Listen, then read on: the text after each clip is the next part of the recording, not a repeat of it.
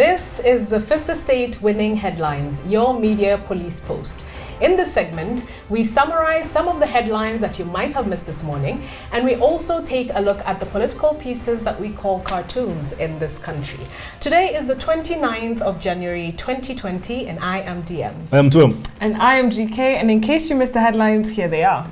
In the Star, coronavirus scare. One isolated at KNH. Yes. In the Daily Nation, Uhuru tells off rebels over rival BBI rallies. And in the Standard, MPs allege scheme to impeach Uhuru. Yes. Sounds reminiscent of our headlines yesterday. Yes. Absolutely. Right. Yeah. So let's begin with, shall we take coronavirus? Yes, let's do it. So there's been one isolated case at the Kenyatta National Hospital. Yes. Now the reason why this is scary is that this student, who is Kenyan, emanated from ground zero. Yes. So there's a city called Wuhan that was quarantined. It has about 11 million inhabitants. Yes. And basically he traveled from there, stopped in another city in Hunan province, and then traveled to Guangzhou, where he then caught the flight. Yes, to Nairobi. Yes. So I think, kudos to the government for sort of isolating. Absolutely. It's very commendable that there is such surveillance at all points of entry. Exactly. Yeah. And they've taken the specimens from him, and they've taken it to the National Influenza Center. So we should know within no time what his condition is. The extent. This situation is serious, guys. Are we looking at a possible contagion that is going to wipe us out of the face of the earth? Exactly. And yesterday we sort of did a timeline of how many things and pandemics have sort of emanated from China. Oh, yes. Starting with H1N1, the bird flu in 1997. 2002 we have SARS. And then now we have this coronavirus, which is a virus that apparently we have within us. But this is now like some mutation that has taken forth. I was reading something that said that coronavirus is potentially a cure for bronchitis, and this was a 2015-2016 publication, and there were some notable figures behind it. And what I'm saying is this: it is very possible that this is not an accident. This has been engineered by someone in the West to mess up with lives in Asia and probably in Africa, so that they can now come up with a cure or a vaccine for it.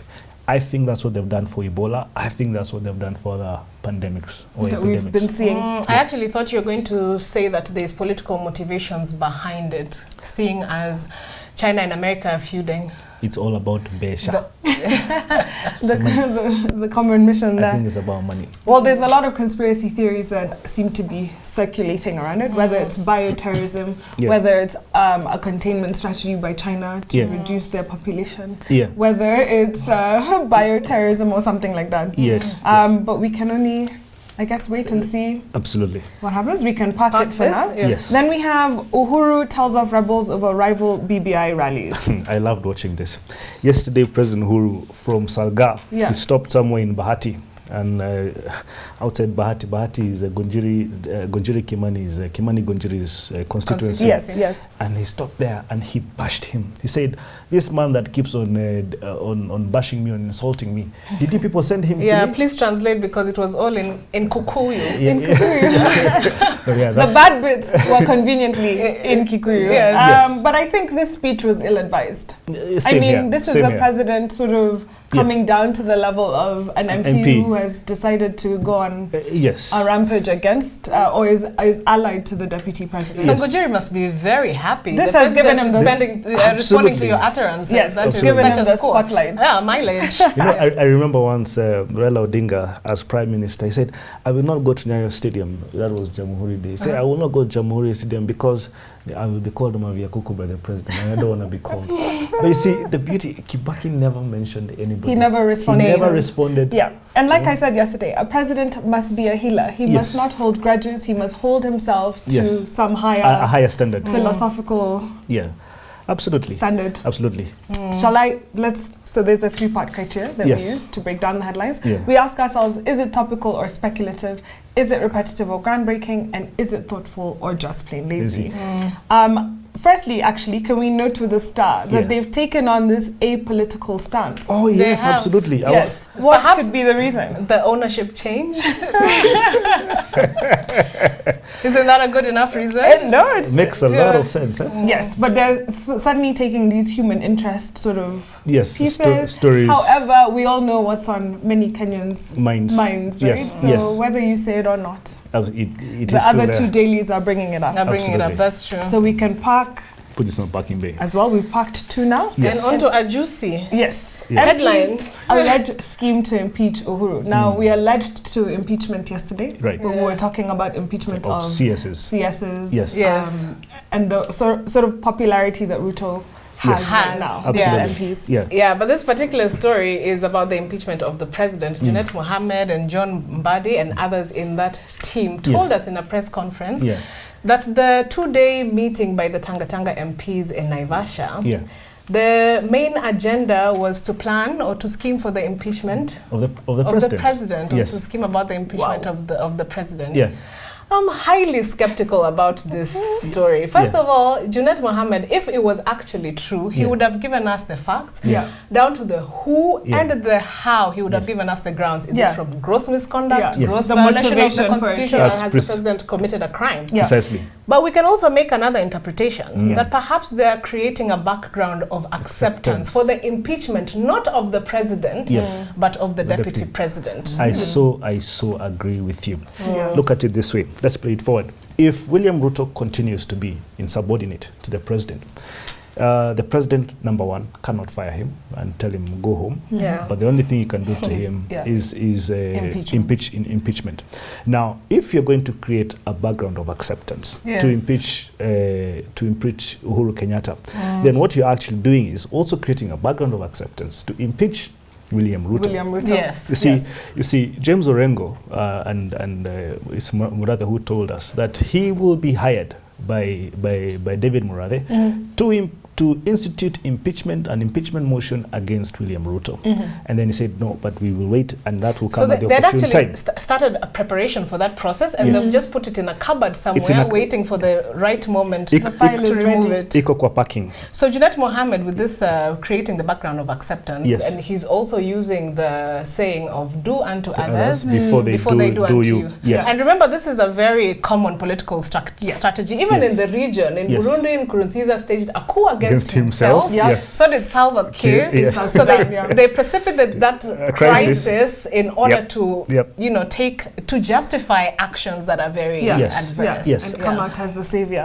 So Ruto may actually be creating the opportunity for his own defeat. He could be digging a hole for his own. And you see, either way, whichever way you look at it, an impeachment motion against the president is a constitutional coup. And by the way, if you're going to do a coup against the president, you better succeed. It better be successful. Make sure it is foolproof. Because the blowback is deadly. So who do we give our winning headline? Is it the standard improbable impeachment of Uhuru? Absolutely. It's a very saucy story. I would want to read it and to see who, how, and when. When is this impeachment coming?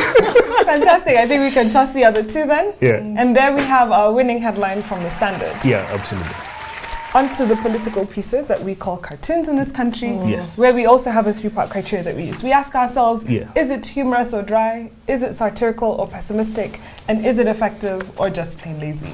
Who do we have? Here you have caricature of Kiambu Governor. What's his name? Ferdinand Waititu. Clifford. Yes, Clifford. With his yellow hat? Baba Yao with his yellow hat. And is it called a guillotine? Guillotine, yes. Yes, guillotine. It's sorry, I'm from Oranga. It doesn't matter. And there is the Senate on top of him.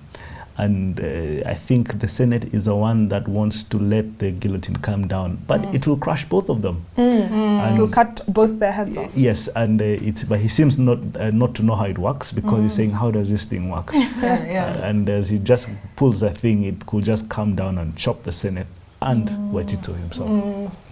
Interesting. So I think the context here is that today the Senate will sit and decide, and yesterday as well, whether they will impeach Governor Waititu. However, there is talk that the process in which they brought the impeachment forward was unconstitutional. So the threshold to impeach is 2/3. The Assembly has 92 MCAs, meaning that 62 were required. However, only 57 were present that day, and one opposed the impeachment. impeachment. Yes. So here maybe it's like you have caught yourself up in... Absolutely, and that's what Waititu said when he was speaking for himself during the investigation. He said that the Senate is basing this on a very unconstitutional process. And by going ahead with this, therefore, it is shooting itself in the foot. This is what annoys me about Kenyans. Like, why not get the process right? Do you think Waititu can pronounce impeachment? But you know, sometimes people don't get the process right deliberately. Intentionally, All right. So we pack it. So could nested games there? He'll say, yesterday they tried to pinch me. Gado's drawing is of a crowd running. They look very very skinny, this crowd. And on top of them, there's choppers. BBI choppers. And Wanjiku seems to be saying it's government fighting the locust invasion. And I think this is in the context of locusts invading farms and people are scampering for safety. By the same time, so BBI is being dropped. So instead of dealing with the locusts, they're helping the people by spraying papers. BBI. Instead of actual vector control of the bugs. I mean, look at Gado. I think it's right to point out this. You cannot have a suffering population and all that you're shouting about is BBI. There has to be better responses when you're going to face locusts that are going to be detrimental to food production. You know, I mean, food security. You can't give a hungry population a referendum. Anyway. It's spot on. So we pack it? Absolutely. Okay. Now ozone. I have a bone to pick. This looks like a repetition of style. Yes, and I don't know why he keeps on... Because the other day we had the Pied Piper. Yes. And we had two politicians walking one way, but their faces going the other way. Yes, and what he's actually... let me just first describe it. Is a caricature of Murkomen, Aisha Jumwa, Muhammad Ali, and then that is Moses Kuria and Sudi. And they seem to be following, going both ways. One towards William RUTO, the other one towards Raila Odinga. And the Murkomen is saying our position on BBI rally is very clear. Why does ozone when it is as like clear as mud, as clear as a Tusker bottle? So which is our winning cartoon? I think, which one? The guillotine for me was not only funny, but interesting and thought-provoking. Okay. I would go with Gado. This is real. I think government must be told this. Yes, BBI not bad, but you cannot have your people's things and crops being eaten by locusts. Then GK is going to pick this one. Because of so we're at an impasse. Pick one. I would go with Waititu's. I think Gado is late again. I need to go there. So there you have it, our winning cartoon from the Daily Nation. And what is our final thought? And now, our final thought. It is inspired by a book entitled The Subtle Art of Not Giving a Fudge by Mark Manson. So for obvious reasons, we've substituted the last word in the title for something that is more appropriate for TV. The Subtle Art of Not Giving a Fudge, a counterintuitive approach to living a good life by Mark Manson. So Mark Manson is a self-help author, a personal development consultant and entrepreneur, but I think he's widely known for being a blogger. That's how he started advising people online and he became wildly popular. So the title of this book is quite deceptive because of the language or the profanity in the title. He makes it seem like it's a superficial book that is tongue-in-cheek, but it's actually very philosophical and deep and useful. So as people living in the 21st century, this is what Mark Manson is telling us, we are faced with so many options in terms of obligations, interests, distractions, even people with the age of the social media rather. So we live in the age of many competing options, and it is for that reason that we are unfulfilled and stressed out. It's because we are spreading ourselves too thin and we are burning out. So Manson tells us that the key to a happy, fulfilled life is to find out what is important to us as individual, at an individual level, and then fudge everything else. Solid advice. Yes, so that is deliberately choosing to not care about things that do not align with our ultimate goals, our ultimate intentions, or the people that we value, or even the values ourselves, the values themselves. Right. So, and this is why I think the subtitle is a counterintuitive approach, because as human beings, we're just engineered to care about everything, to care about what people think, to care about even how we feel, and that keeps us back from doing a lot of things. So what he's saying is whatever you do in life will be a struggle. So you need to find the struggle that is right for you, and then fudge everything else. Nice. Oh, fantastic. My takeaway from this book was chapter number 1. Yes. And it is titled Don't Try. Now, it's a story of a man called Charles Bukowski. And Bukowski was an alcoholic. He was a womanizer. He was a deadbeat. He was a gambler. But he was also a poet. All right? Now, he wanted to be a writer. But every piece of work that he wrote to publishers, the publishers rubbished it. They said rejected it. Yeah, they rejected it. They said he was crude, he was disgusting, you know, and this made the guy sink into depression. And slowly by slowly, he sank into alcoholism. Now, 30 years later, after him being, actually he used to work in the post office, I think as the guys who put letters in the box, those guys. As the they postman. do. The postman. Postman, that's what they're called, eh? Okay. Postman. Now, he, after 30 years of being an alcoholic and having a bad job and bad pay, he met this editor from a publishing company who told him, listen, you can do two things. You can either sit here and continue working on and get your bad pay, or I can make you a successful writer. So he chose to quit his job as a postman, and he became a writer. Long story short, by the time he was done with his catalog, he had sold over 2 million copies of his poems and his books. Now, when he died, because he did, he in the tombstone, they wrote his name and all that, and then down there they wrote "Don't try." Now, I want to tell you what "Don't try" means. You see, it's not because that this man found something else to do. The reason he said "don't try" is don't try to be swayed by other people's opinion. What Bukowski actually did is he stayed true to himself. He knew, yes, I was a writer and I was a good one. Not because other people did not, I could not do something else, but other people did not appreciate what he used to write. But someone came along and that someone made him very successful. And that is why he tells people, don't try to be swayed by what others think of you. Stay true to yourself. Know yourself, just be you, and you will be successful. I was just seeing a Kobe Bryant video, video where he was saying that his first high school counselor told him to not waste his time in basketball. Wow, and look at the market. And look where, Whoa. Whoa. So don't listen to everyone. Don't give a fudge. Don't give what a they fudge. say. So I looked at chapter 7 where he talks about failure. But my biggest takeaway actually, and like you guys have all been saying, it really helped me to think about what I was choosing to see as important in my life. I took a step back. I intentionally never bought the book because I thought it was very frivolous. Yeah, it was posy, it was just to get attention, but it's actually a very deep book.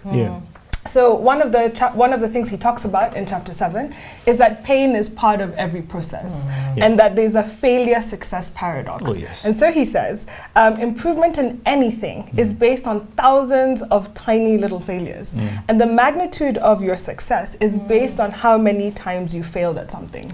And it's likely that if someone is better at you at something, it's because they failed more times than you have. So don't be afraid to fail. He said, avoiding failure, being scared to fail, stifles us from potential success. So you have to be willing to fail if you're gonna succeed in life, right? And then he gave the story of a child.